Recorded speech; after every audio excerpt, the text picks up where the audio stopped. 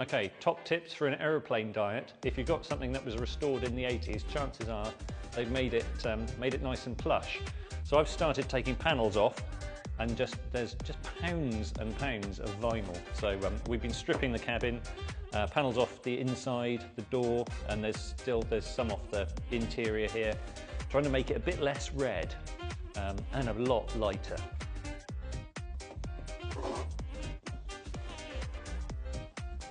More vinyl bites the dust.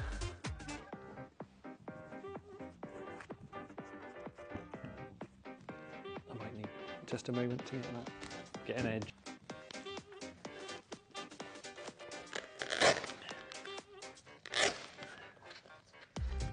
This is going to take a while.